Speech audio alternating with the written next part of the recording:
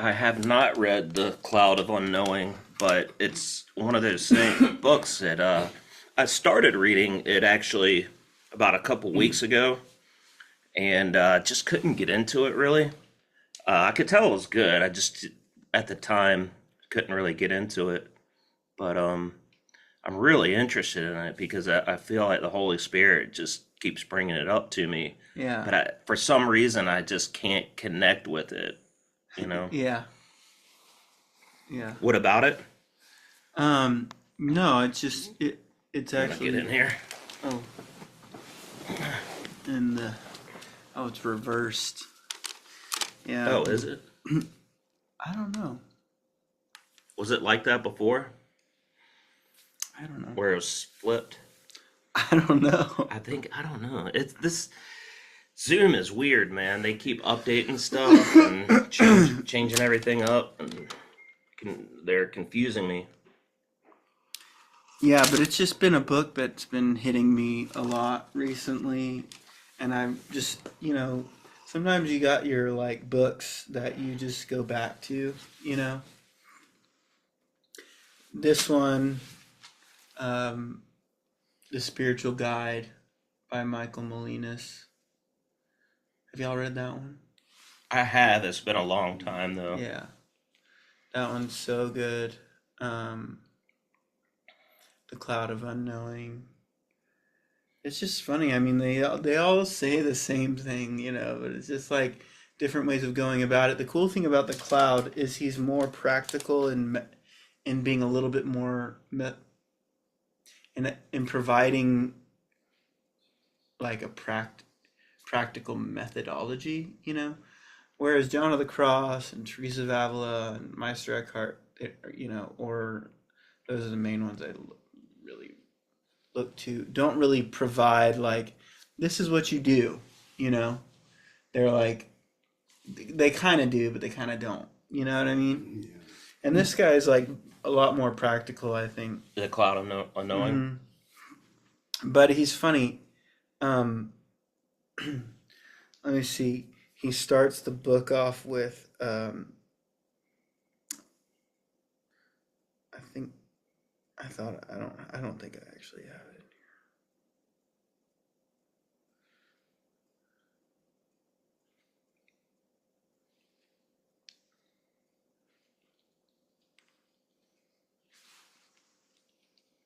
Yeah.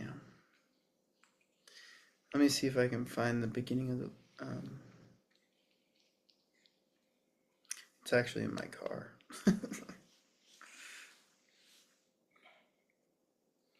I always find myself going back to Madame Guyon and Brother Lawrence whenever I'm trying to look for other stuff that I really like.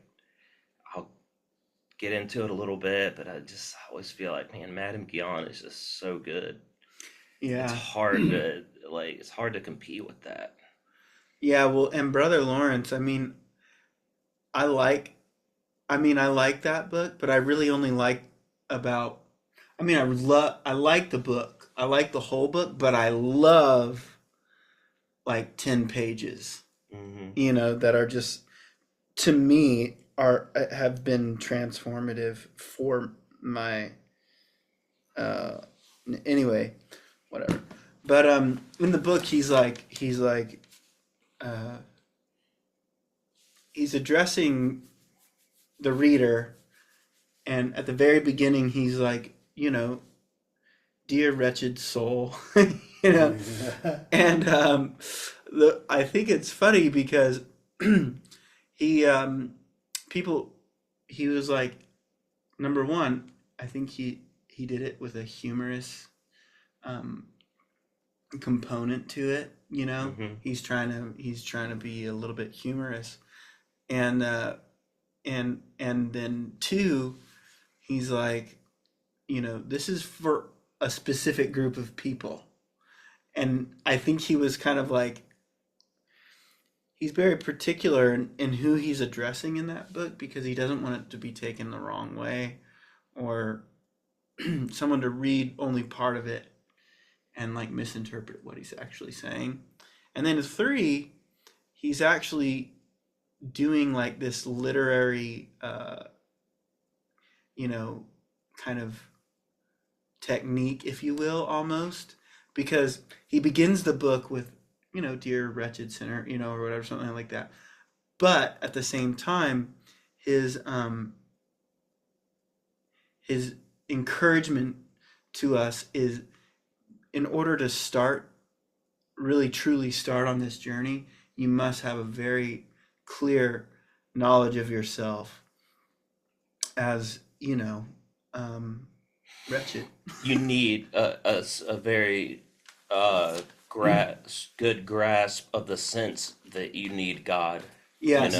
and it's got to be a heart thing. It can't be just a doctrine that you believe. You have to, God has to shine light to some extent on where you're at, as opposed to where the divine is at, Yeah. where Christ is at, because there's a huge gap, Yeah. and Yeah. if you don't understand that, then you're not even going to understand what he's saying, maybe, Yeah. or at least not understand it to the depth that you need, to put into practice what he's saying, right? Exactly. That's exactly It's it. not a spirit of self-deprecation. It's a spirit of yearning and hunger overall. Yeah. I mean, the false humility is focusing on yourself in a negative way. Yeah. But pride is, and which is pride, Yeah. but, and then the flip side of pride is focusing on yourself in a positive way. Any way you cut it, if you're focusing on yourself, you're in pride. Yeah. At the same time, without the knowledge of your utter, like, Gravity. well, I mean, not in the Calvinistic sense, but Right. yeah, like, oh my gosh, um, I've the magnet the the magnitude of his glory and righteousness and purity and holiness and goodness compared to my wretchedness, is so extraordinary, and it kind of like births in the soul true humility. Like, wow, you are so awesome, so pure, so infinite, so good, so loving, love to the most purest infinite degree, and here I am, pretty selfish, but like you said, God has to reveal that to you. Yeah. He has to reveal how, you know, but what he does, at least for me, when he's revealed that to me the few times that he has, he's like, now eat my flesh and drink my blood. I've given myself to you, Yeah. and you're like, no, no, I'm unworthy, like, well, we have several biblical examples, like Isaiah, I fell down like a dead man. Behold, I'm a man of unclean lips. Like, he's like, I think that it's like, you know, God is so infinitely holy and we are so infinitely not that it's like we die in his presence. And like this true, um, yeah, so I mean, there has to be some sense of, like you were saying, our need for God and the gap that we caused through our own sin, but also that was caused by the sin of Adam, you know? And then, so it's like, without recognizing that, we can't begin. But I mean, I'm glad. So it's funny he brings that up in the book, but then he goes on to what is true humility. And he relates true humility with a, the blind, naked intent of the will of loving God. Yeah. So he's like, the most pure, the most highest form of humility is this contemplative love of God, Where fear and striving cease. Yeah, exactly. In a way, it's like what he's coming to, the conclusion he's coming to is I have to become love. Mm-hmm. Yeah. That's who God is. And then I'm looking at myself and I fall short, and but he's not looking at that. He's loving. And Yeah. it's like, and I need to understand that and not get caught up in the fact that I fall short, so short of his holiness and righteousness and glory, and receive that love and become that love. That's his will for me. Yeah. Yeah. And I mean, actually, the people who do that, get there faster. Like I would, and that's what the author of The Cloud says. To the degree that and here's like a principle. It says, those who've been forgiven much love much, right? Yeah. Well, Mary Magdalene, I think he says that to Mary Magdalene, who was like a sinner of sinners, and cast out 7 or 8 demons or whatever, however many. Mm-hmm. And she was like a known sinner, like a famous sinner, And however, she becomes one of the most profound followers of Christ, And so that principle, those who've been forgiven much, love much, here it is. It's like we don't realize how much we've actually been forgiven, right? But if we did, if we realized how much we've been forgiven, we would love a great deal. And what it does is, like, if I only think I've been forgiven, like this much, like I'm a pretty good guy, Right. I've not done too many wrong things. But when I see how awesome and holy and perfect and pure he is, it's like, whoa, whoa, like I've been forgiven this much, so much more. And really what it does is it expands my view of his mercy. And I'm like, wow, you are so much more merciful and forgiving than I ever imagined. Here's the beauty of that. Paul says, in view of God's mercy, offer yourself as a living sacrifice.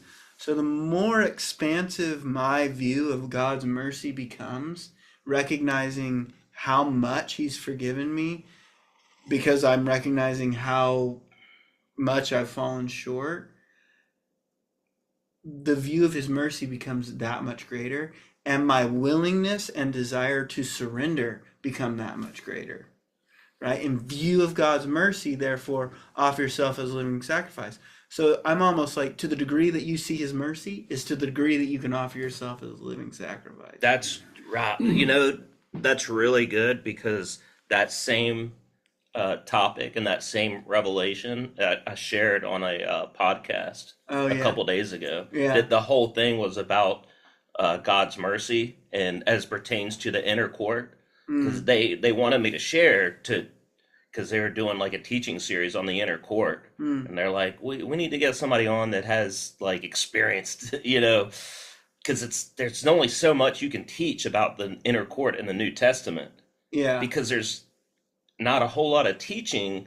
You can get the Old Testament, Yeah. but the New Testament, it's like you kind of gotta have.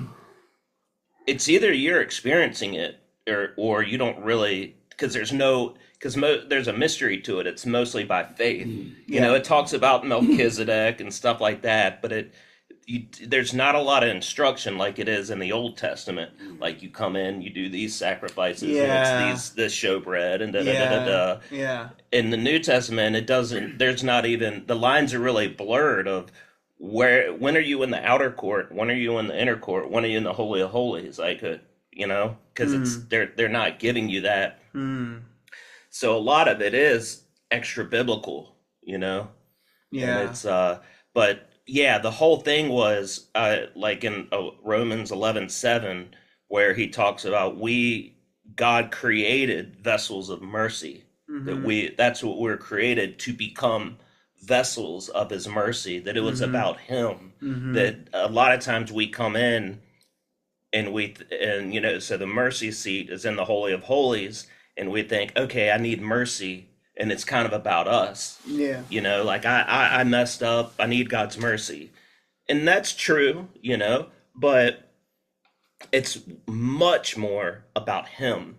Yeah. It's about him displaying the riches, the unfathomable riches of his love and kindness, Yeah. his grace and kindness towards us in Christ Jesus. Yeah. It's about who he is, and it's not about whether you're good or bad, because then the focus switches to back on yourself.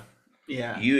That's not what it's about. It's about unworthy vessels receiving mercy. And not only that, the unfathomable riches of his grace and kindness, a love that I'm giving you my Wow. son.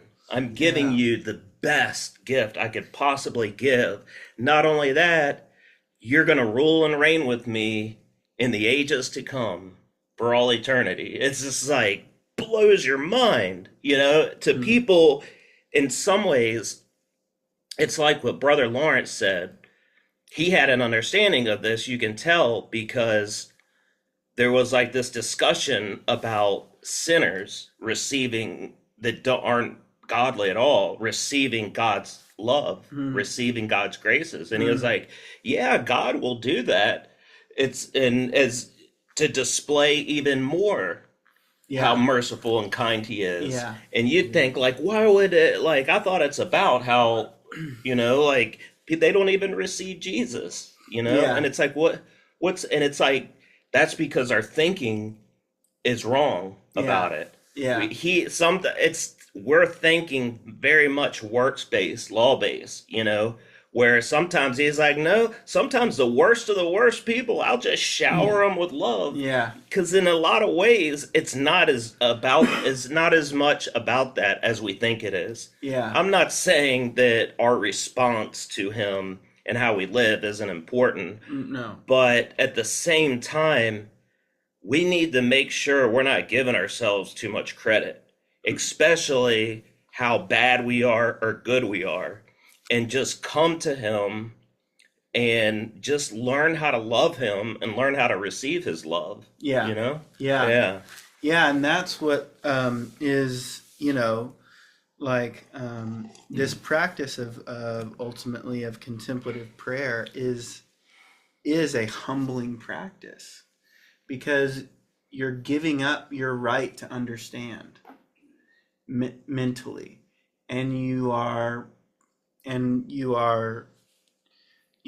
detaching from your wants, your desires, your needs, your desire to understand, your desire to be validated, your desire to be admired, your desire to be, etc., whatever that is, to be noticed, to be, like thought well of, or anything, any of those things, or like, oh, I got this job and I'm making this money, or I've done this feat, this grand feat,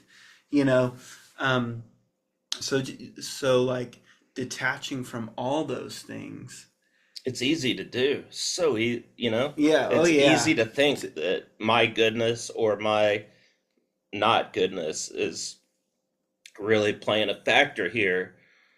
It's, yeah, I don't know why, even though I've learned this, I still think that way a lot. Would you say you do still? Yeah. I don't, it's I think it's because of that tree of knowledge of good and evil that's been so deeply rooted in our thinking, and it's like, it's something that has to be extracted from, even at like the subconscious level and the heart level.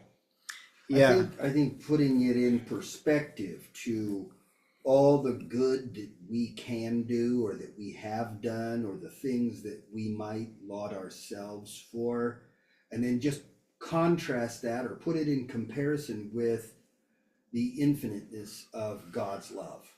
Yeah, it's And like, it just pales down to it's where just it's like- Yeah.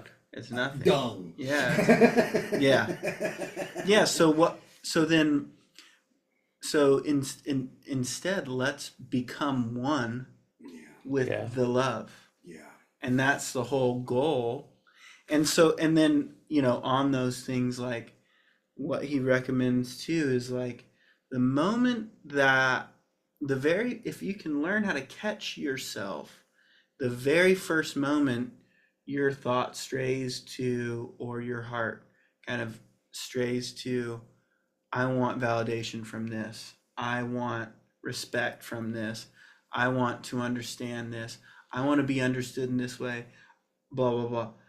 The moment that if you can catch yourself at the very beginning and turn your heart back to God,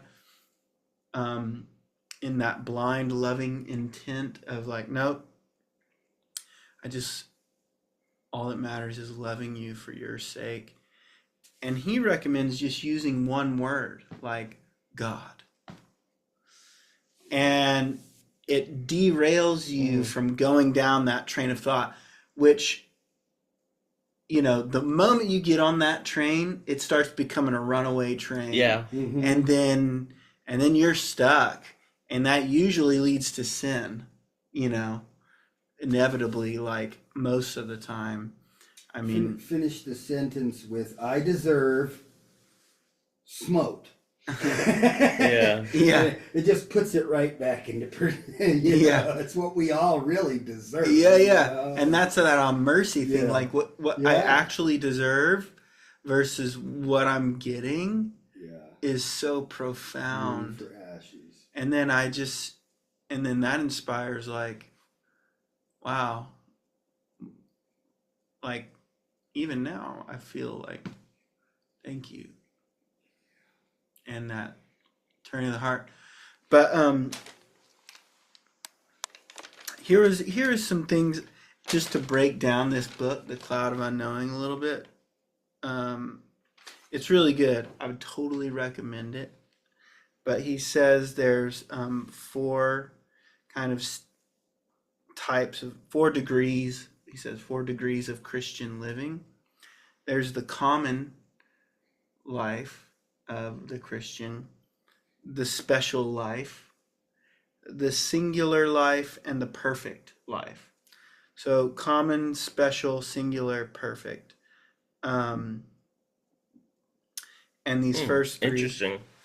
the first 3, common, special, and singular, begin and end in this life. And then the perfect, it begins here and does not end. It continues on to eternity.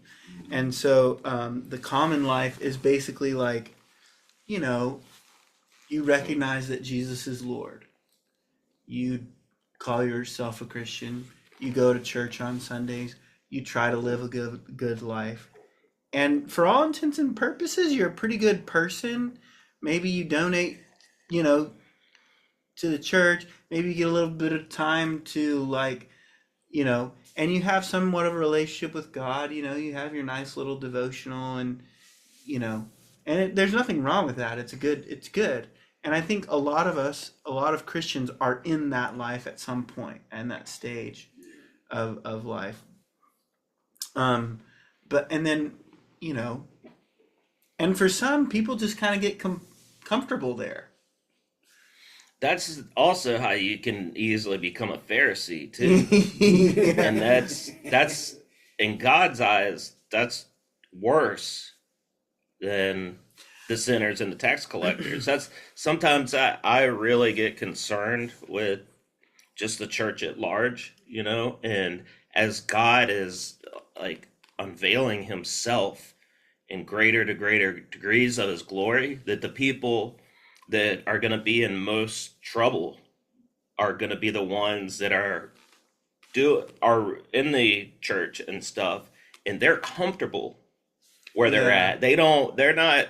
And as God really starts to reveal himself and show like, no, you're not actually, you're kind of on the same playing field as everybody else. And all these people that are hungry and needy and are like, hey, I sign up, like, I'm jumping in. And they're just like, no, we're good. We're fine. We, like, everything's good here. I'm a good crit. And they're going to have all of their belief systems and their doctrines. And they're going to say, I do this. And it's just like, dude, be careful, bro. Yeah, like Christians out there, man, be Yeah. careful, you know? I think too, like I mean, I know some people, whether it be in my family or some friends or family friends, friends of family kind of thing. It's like they're good people. They're not religious. They're doing the best they can, but maybe they really haven't encountered God very much. Maybe the most of their encounter was like, oh, I recognized that I needed a savior, and I was touched and I cried, and maybe sometimes I've cried a few times a little bit by a small touch of the love of God, and I'm just doing the best I can to live a life that's kind of honoring and pleasing to Him. So I would say that is maybe more of what I'm talking about the common life, and Hmm. it's good. It's like it's good, and the thing is like I don't think God people I don't think God like technically holds some. I think He holds us accountable to the degree that which He's revealed Himself to us in a way. Like I can say for myself, like my mom and my dad, good people, believe in God, know Jesus. They're not. I would say maybe. And then, but my dad, he's really trying to pursue God, more. But they've never had boom, like transcendent love explosion encounters, or like some of these encounters and experiences that I've had with God. They're like, I don't know really what you're talking about. And I don't. The weird thing is I didn't do anything. I didn't do anything to deserve those. And so it's like, I don't know. I think all I'm saying is like each person is held responsible to their own vision and unveiling of who God is. I guess this gets kind of like a little bit complex and convoluted and maybe not clear, but um, anyway, there is a drawing from kind of the common Christian life to the special life, and I think God does that by revealing and unveiling His love to you in a special way. But you've also sought Him, and you've also kind of like really gone after Him. And I think, you know, a lot of Christians are in that part too. They're actually devoted to God, and they're going after God, and maybe they're like a missionary, and they're like really going after it.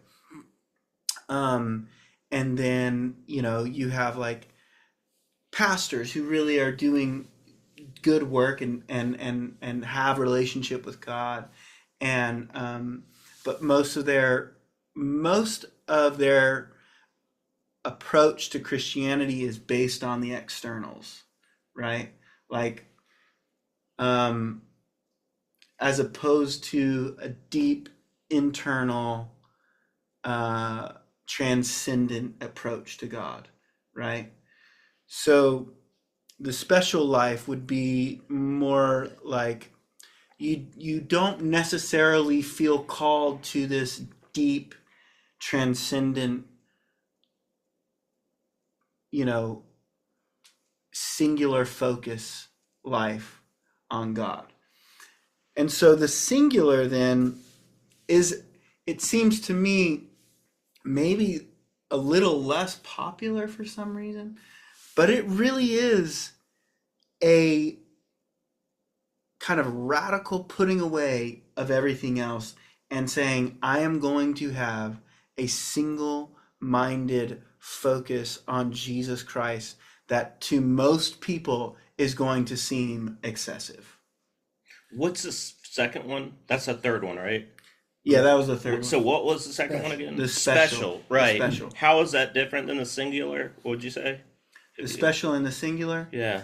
Um, the main things would be like this singular life is God drawing the soul into a deeper desire for Him that can only be arrived at through uh, the the putting away of all knowledge, and you know, it's that step into the contemplative life, Okay. which basically, I'm getting past not hunger for knowledge and just kind of external things. You might even say outer court. And now I'm hungry. I need to go into the inner court and have it become experiential. like, I need to look. I need. Yeah, I am now going to put away everything I know about God, the desire to understand God, the desire to love God for what He gives me. That's special, I mean, yeah, Yeah. that or would that's probably. singular. No, this is Going into singular. singular. Oh yeah, This right, is right, going right, into right. the That's what I'm singular. trying to find Sorry. to understand the phases. Yeah, Yeah, I mean, that's they're just the degrees of the Christian life, and it's like, but special is wanting to go from, you would say, outer court to inner court yeah, though. It yeah, yeah, is. yeah. It's God's calling me away from Just living just a nominal life, yeah, you maybe know. religion, dogma, doctrine, and into like I need to know him. But then the singular is a step further where it's like, okay, there's nothing that compares with this. I'm ruined for everything else but this. So I am now and I'm finding that everything else, good or bad, is a distraction. Yeah, So I'm there's this desire to say I'm letting go of everything. yeah, And it does not matter what anybody thinks of me. I'm willing to be a fool for Christ's sake. Your desire to get a hold of that pearl of great price is so great. You don't even care what people think of you anymore. yeah, yeah, Yeah. and you don't even care what you think of you, Yeah. and you don't even really care what you think of God. You don't even like any of that stuff. Yeah. You're just like, I'm done with it all. I don't even want to try to think about that stuff. I just want God. Yeah, and so then you transition, and you take this step into the darkness, into the unknown, into uh, only that which love can take you, not your understanding. And there is an earnestness about it, and an eagerness, and a like an energy, a haste, make haste, So, and we can kind of look at, and I think he kind of compares it a little bit to the Song of Solomon. You know, I would say maybe that first part is like, draw me after you, draw me into your chamber, let's run. And that's kind of like, you're born again. And then maybe he's like, you know,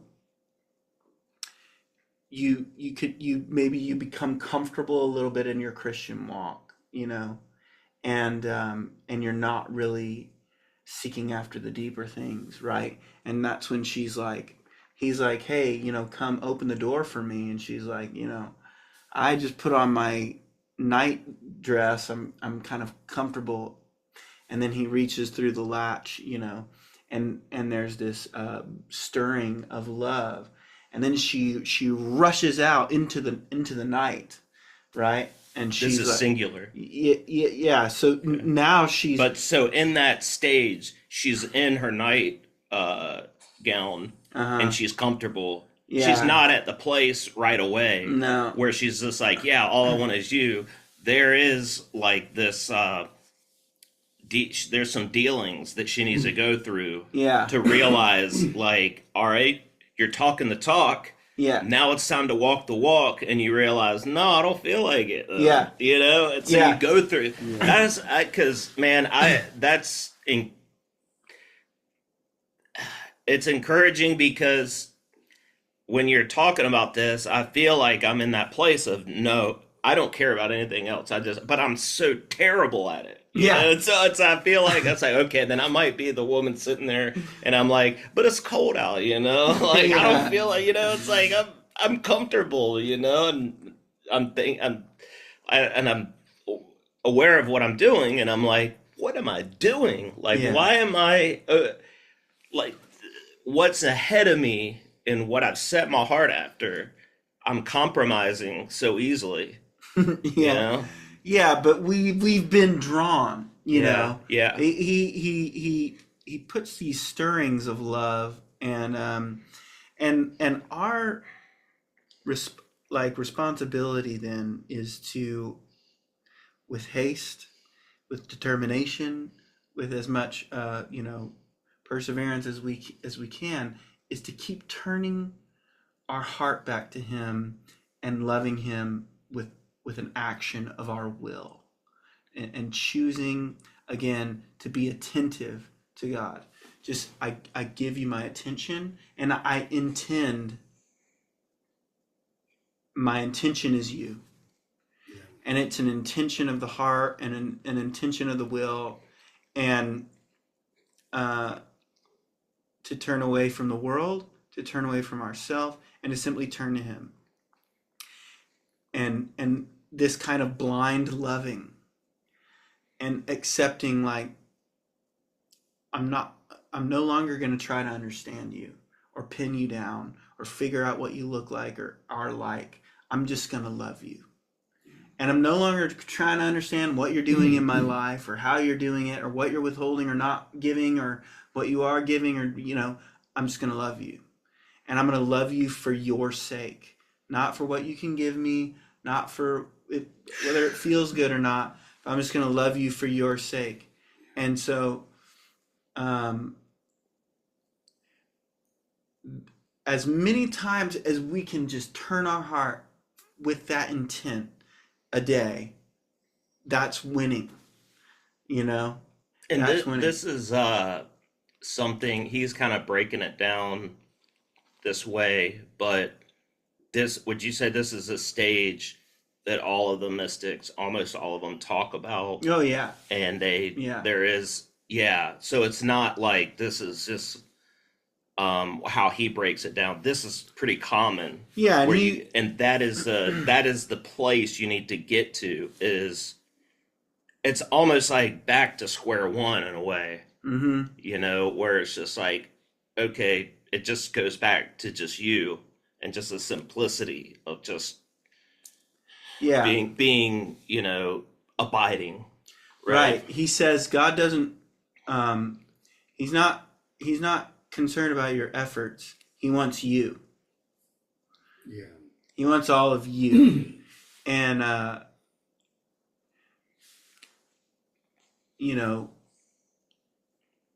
before I was on another, I was going to say something, before. Sorry, that. I interrupted you. No, that was good. I was going to say, the loving, oh, the other, here's a couple other things. Oh yeah. Okay.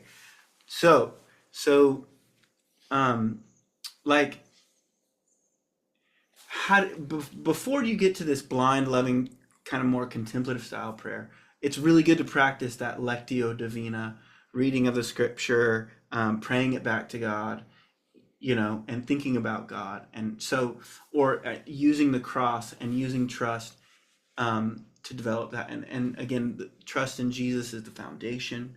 But here's this cool kind of practice that I tried a few times and I think would be helpful. Is like, so when you look at, or at least for me, sometimes when I consider the cross and Jesus, and here's God, and he's coming as a man to die on a cross, and in my natural man, I want to try and figure that out, and like maybe kind of like really take hold of that and understand his love from that place. But there's this mystery of this thing. There's this like something beyond, this beyondness to the cross, the mystery of the cross. Like there's something that I just cannot comprehend, right? And that is God. That beyond that, something that I cannot comprehend about the cross is God, and so, and there's this kind of like loving movement of the heart to this mystery that is there in the cross of God crucified, of Jesus of God coming as a human and being crucified and taking on all our sin. And like in the beginning stages, you really want to understand that. You wanted to kind of like figure out how that's the love of God and all that stuff. And all that's really good. But there's a mystery to it. This profound, beautiful mystery. And this kind of mystery that's associated with it, that's how we kind of like, we allow the cross to kind of step us into the mystery of God. And this blind... Specifically the cross. Yeah, Okay. absolutely. Or the incarnation. There's this mystery to that as well. But like the cross, the incarnation, the resurrection, there's this mysterious component to it. And that thread, or that kind of like, at least in my mind, in my heart, I'm kind of like, whoa, there's this like, there's just this thing that I just can't quite understand about this. That is actually a step upon which we take a step on that, upon that mystery, and we love God in that blind mystery of who He is, and so that's closer to what this contemplative thing is, as opposed to the meditation and Lectio Divina. The meditation Lectio Divina is trying to just more understand it with the mind, but ultimately we want to leave behind all understanding of God. Not like, but just saying it is insufficient. My mind is insufficient. So with my heart, which is eternal, with love, I will be able to comprehend that which is incomprehensible. Yeah. Right? Paul, I love that verse in Corinthians. This is reminding me of in Revelation chapter 10, where the seven thunders uttered their voices, and the angel said to Apostle John, seal up the mystery, and because it's reserved for the end of time. Whoa. And then it said, in the days of the voice of the seventh angel, then the mystery of God is finished. And I've been, I guess, in that kind of figuring out phase, with that. I've been trying to put all the pieces and I think that mystery is the cross. It is the fullness of what the cross has accomplished. Yeah. It'll be experiential. When it's finished, that's what he's saying. And it has something to do with these seven thunders, the voices that he's heard, and he wanted to write them down, but the angel said, don't write them down yet. Yeah. But then gave him a book and said, eat this book, and it'll be bitter in your stomach, but it'll be sweet in your mouth. And he ate it, and I because we always try to make mysteries complicated in the Bible and make them about all these different things. I think it's just about Jesus. Yeah. And it's about the cross, Christ and Him crucified. It's just a greater unveiling of the mystery till it's, and it'll come to a time of fullness. Yeah. And that's when the bride will be fully made ready. Yeah. Yeah. Yeah, it's interesting to me too, hearing both that along with the thread that you were talking about of incarnation, the cross, and the resurrection, all fitting together to, in this mysterious way that worked so wonderfully. As an example, 340 years before Christ's incarnation, Socrates, who, like, scholars still say was the wisest man who ever lived, said, it may be that deity can forgive sin, but I do not see how. So even he, who understood the problem that we are sinful and that we can't, how can we be with such a perfect God, because obviously there's a God. He could see creation and everything put together so perfectly that it had to be divine. And he saw the problem, but he just didn't see how that could. That's such a mystery. Mm. The way that God, and he's revealed that much so far through the seven, how he was able to, sanctify us unto him, even though we're unsanctifiable by that thread. Yeah. And now we got more mystery still to go. Yeah, I mean, it's like you this. know. I want it. It's like beautiful. My It's precious. beautiful. Yeah, and this Paul, he says, love never fails, Yeah. and that Greek word never collapses. It never falters. So it's eternal. It's and infinite. Essentially, love never fails. There's gift where there's prophecy, it will be done away with. Where there's tongues, it will cease. Where there is knowledge, it will be done away. We know in part, we prophesy in part, but when the perfect comes, the partial will be done away. And he says, when I was a child, I spoke like a child. For we see in a dim mirror, but then face to face. I know in part, then I will know just as I am fully known. So now faith, hope, and love abide these three, but the greatest of these is love. So love is far more sufficient than knowledge in comprehending God. Mm-hmm. And so this practice of Absolutely. of That is so true. consistently loving God is going to be more sufficient than trying to comprehend him with our understanding. So that's why he recommends,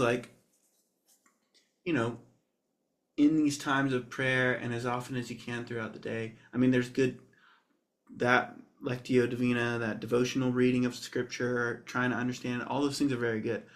But throughout the day and more in that contemplative time set apart, you put all that behind you and only God is before you.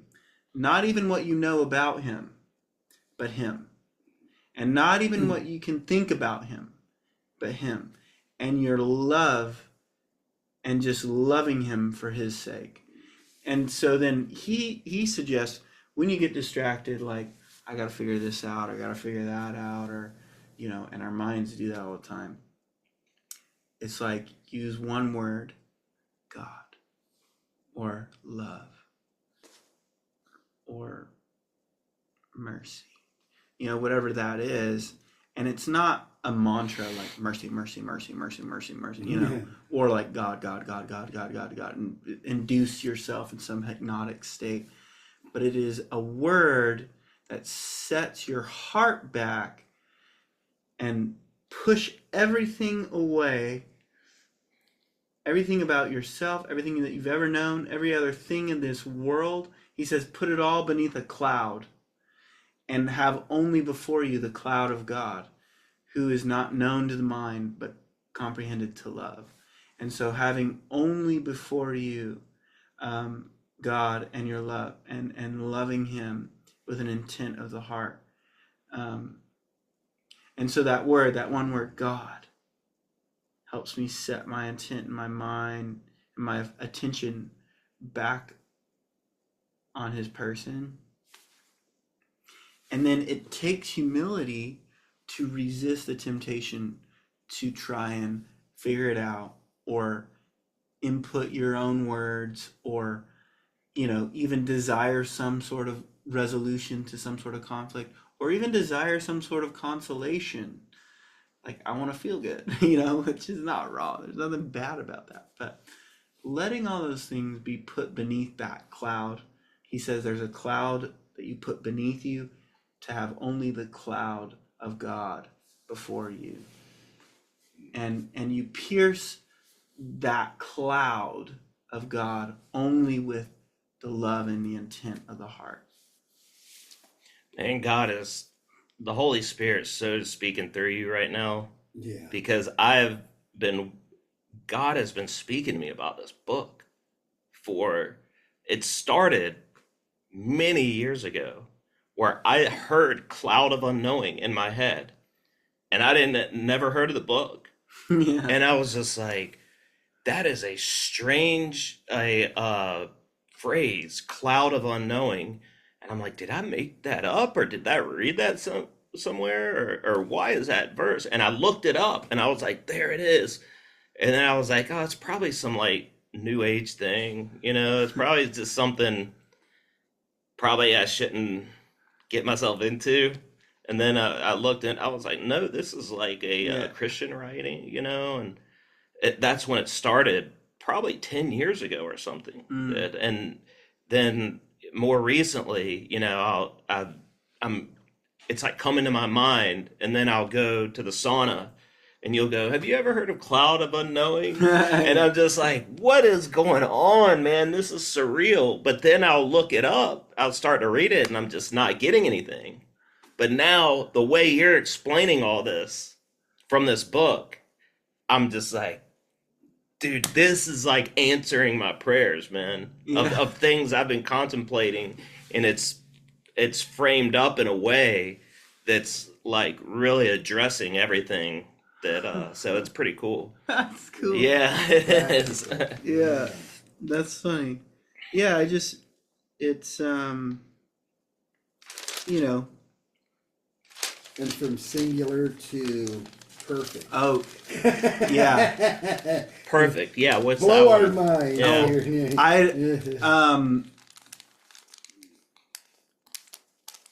Yeah. I think that's where he says it begins in this life and ends in the next.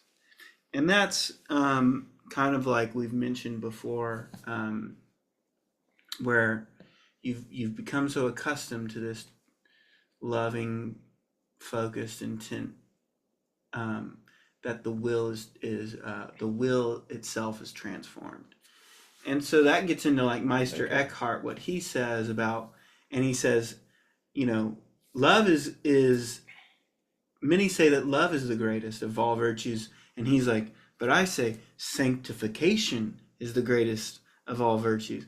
And he says that because it's the complete transformation of the will into the will of God, where no longer are you loving God out of your own will, but you're essentially, your will has become so transformed that the only expression is God's love coming out Not from I, you. but Christ lives Yeah, through yeah, me. yeah, yeah. And it's so that perfect life that begins here is like that life of union where your will has been transformed into the will of God, and you've arrived there just by continuously loving Him, surrendering to Him, focusing on Him, giving Him your attention, and just plodding away.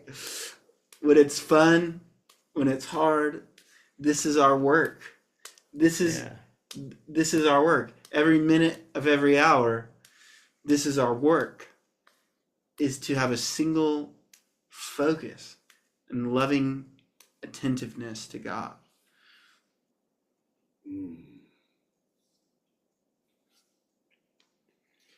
It's funny.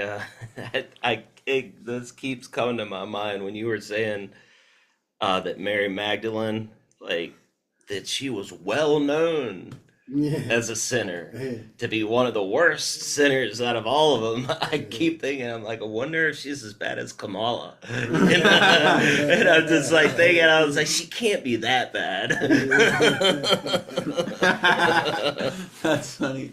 Imagine I like wonder- Kamala I gets wonder. saved and she Yeah. just like goes deep into the Lord. Yeah, I'm thinking, is Mary Magdalene, was she like Kamala? I'm like, no, it can't be.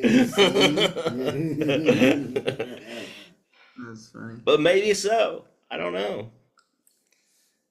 We know there is hope for all. And I think also when you were talking about the perfect life, the expression that it's said that God is love, and God's will in our life, then so if our will is transformed to where our will is God's will, and we actually become one with God's love as Yeah.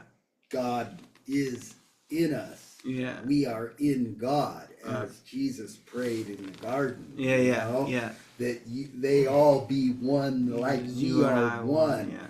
That Same to me love. kind of all Being- comes together Yeah. with the perfect life. Yeah. Yeah. Yeah. So. The little buddy. The little buddy. Good doggy. Good boy. Good. Yeah. Thank you, God. Yeah. Mm. And I mean, really, it's like, it's really just this moment by moment thing. Not like, what am I going to do 5 minutes from now, even, or 10 minutes from now, Yeah. but more in this moment, I'm going to love you. Yeah. The best that I can.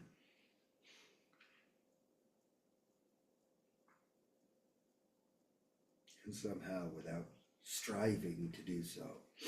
Yeah, and I think a lot of that is just presenting ourselves to God and just turning your heart to Him. Yeah. And like Brother Lawrence, it's like a simple attention and a general fond regard to the Lord, and a subtle turning of the heart. I share this a lot, but I used to think like my heart is like pointed in this direction, you know, like I'll do it in the, my heart's like pointed way over here, and God is like way over here, so I have to be like,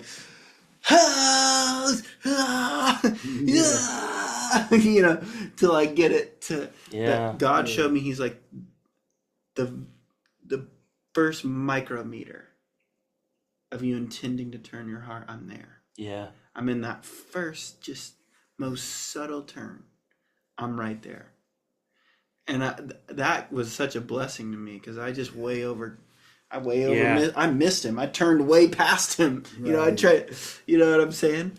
To where you're like, oh, I can't do it. It's too hard. Yeah. You know? He was omnipresent. It just took that mindset and that little bit simple of little first turn. step. Yeah, that little turn. Yeah. Just as little of a turn as you can make. Yeah. It's not what you're saying is not how well you do it. That's a mindset that we have. Oh, I've got to turn and be like, oh, you're amazing, Lord. And sometimes it's just like, you just turn, you're like, you don't feel nothing. Yeah, it's You know? just this small little turn. Yeah. It's just like the person in the wheelchair who gets healed still has to stand up, or when Jesus said, pick up your mat and go, you know, it's like that first act of starting to do that is where the healing. Yeah, I like came. that. That first intent. Yeah. Even in that first intent, and that's where it is. He meets you right there. Yeah. That very first, like, reaching out of the hand. Yeah. Or that very first turning of the heart. You know. Yeah. You that's step where into it is. God's love, and there's the power right there. It's all there. But we kind of like we try way too hard that like it doesn't work, you know.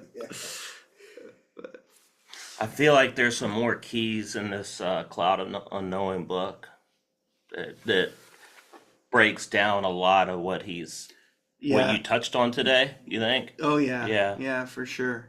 Yeah, we could bust it open and look at some other passages and talk about it more. I'll probably dig into that and maybe have some more questions for you next time. Yeah. I'd be curious to know which 10 pages out of the Brother Lawrence book are your favorites, dude. Yeah. I can show you. Yeah. Yeah. Maybe put it in the comments section on the video or something later. Okay. Oh, Yeah. yeah. Yeah. Yeah, Perfect. we also those 4 stages